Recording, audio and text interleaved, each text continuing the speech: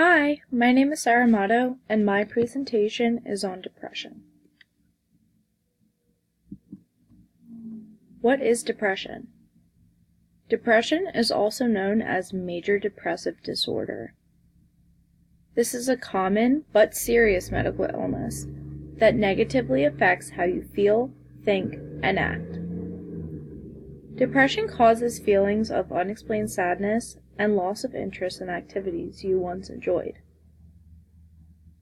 There's both emotional and physical problems that can occur, while also decreasing a person's ability to function at work and at home. Women are more likely than men to come out about suffering with depression. There's also 1 in 15 people who are affected by depression every year.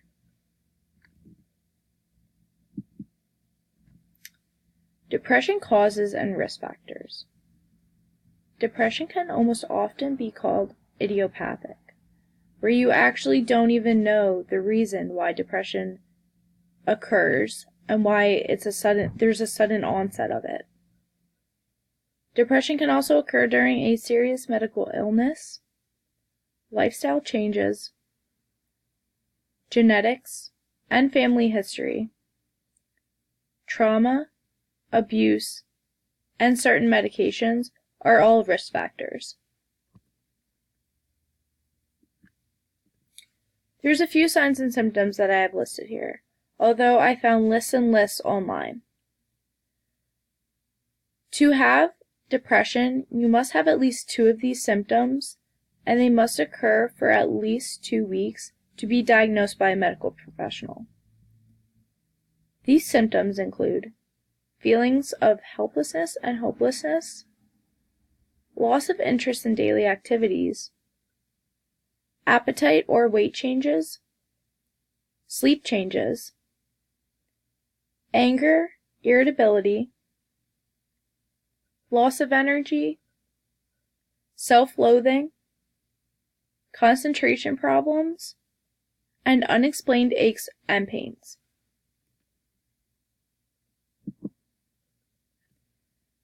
There's a bunch of different types of depression, but I tend to focus on the most common, which are mild to moderate depression and major depression.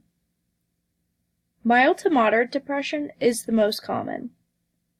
Symptoms of mild depression can still interfere with day-to-day lifestyle, even if they are just mild. This can lead to declined confidence and self-esteem. There's also a term called dysthymia. Dysthymia is low-grade chronic depression. This usually tends to last at least 3 months. The other type of depression is major depression. This is less common. This is also way more severe, and you have relentless symptoms. So I'm talking about 24 hours, 7 days a week kind of symptoms. This usually lasts about 6 months, and although some people experience just a single depressive episode in their lifetime, major depression can be reoccurring disorders.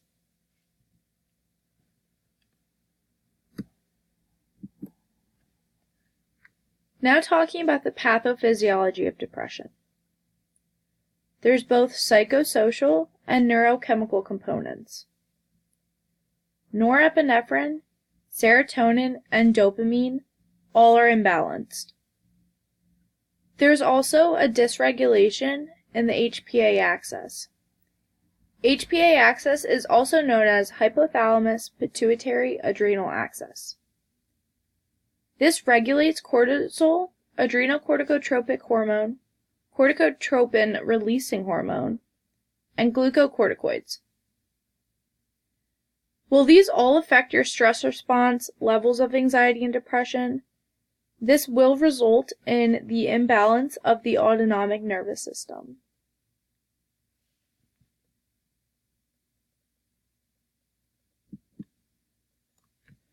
Depression diagnosis. It can be very hard for doctors to diagnose someone with depression just because their symptoms can accompany many other conditions such as anxiety and ADHD.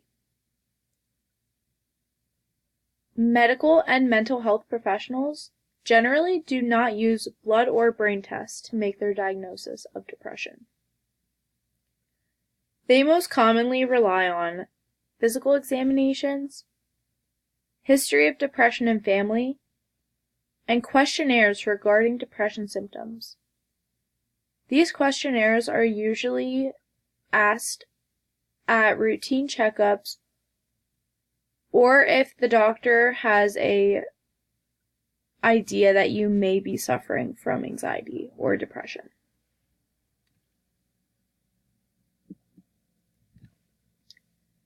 There's a few treatments for depression. There's psychotherapy, healthy dieting, exercise, and antidepressants. In my opinion, I would not recommend antidepressants as the first go-around. I would first recommend exercise and healthy dieting. Now, if that doesn't work, I would turn to psychotherapy.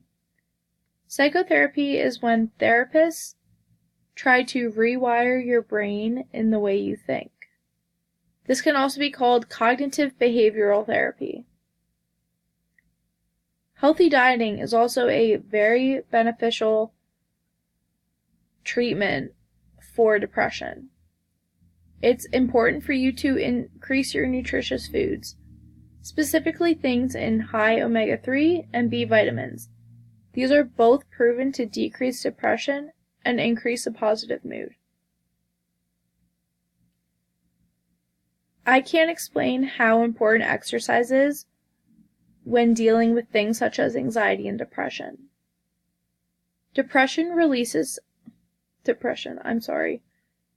Exercise releases serotonin, or happy hormones. This then increases your self-esteem, and these happy hormones, they also change your perception to pain. Like I said before, my last resort would be to recommend antidepressants to anyone. This being because some antidepressants have negative side effects. The most common antidepressant used is called an SSRI. SSRIs are selective serotonin reuptake inhibitors. These, like I said before, have negative side effects such as headaches and nausea.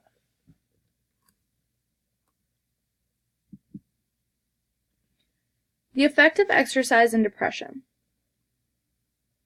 As I've been told by many professors at Westchester University, exercise is medicine. Regular exercise has been proven to reduce stress and anxiety, improve sleep, boost self-esteem, and going along with improved self-esteem, when you exercise, your body releases endorphins.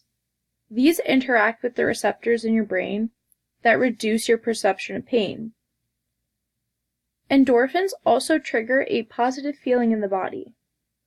For example, if you go running on a treadmill or outside, you may feel a sense of euphoria. This sense of euphoria is actually endorphins releasing from your brain and making you feel a lot more happy and reducing your perception of pain.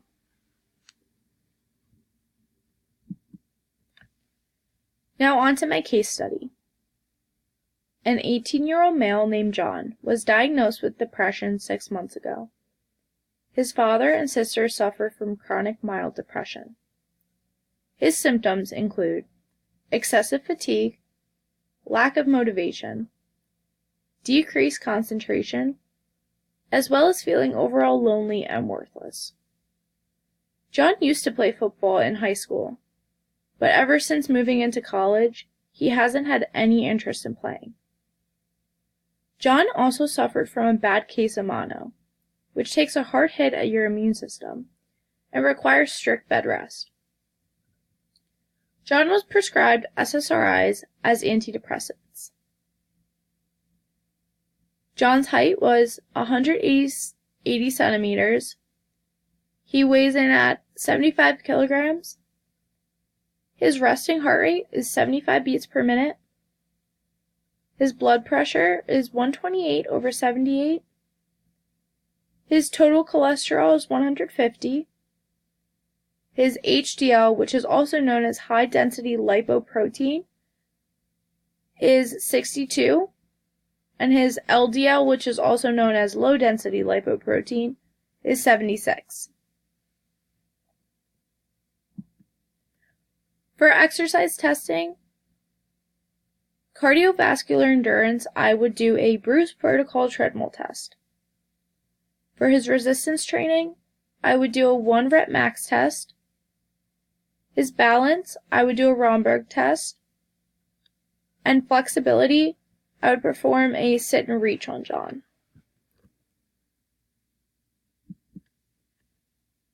As for exercise prescription, for his cardiovascular exercise, I would recommend a frequency of 3 to 5 days a week, an intensity at mild to moderate intensity using 40 to 70% of his max heart rate. I would have him perform this for about 50 to 60 minutes, and any type of cardiovascular exercise such as jogging, biking, or any aerobic activity. As for resistance training, I would have John perform this 3 to 5 days a week. His intensity using high reps, about 60 to 75% of his 1 rep max. I would have him perform this at 30 to 40 minutes. And I would have him use mainly free weights because this often increases your range of motion. As for balance and flexibility, I would have John perform this 1 to 4 days a week and make sure that he feels a good stretch, so mild to moderate intensity. I would also have John perform this for 20 minutes, something easy such as Tai Chi or yoga.